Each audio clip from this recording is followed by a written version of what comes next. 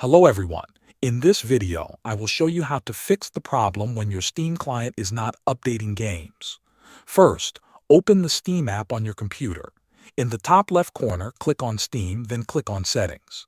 In the Settings window, select Downloads from the left side. Here, you will see an option called Clear Download Cache. Click on it. Steam will ask you to confirm and then restart. This step removes temporary files that may be blocking or slowing down your updates. After Steam restarts, log back into your account and check if your game starts updating. If the problem is still there, go back to Settings. This time, click on Storage. You will see your library folders listed. Next to your library drive, click on the three dots. Then choose Repair Library.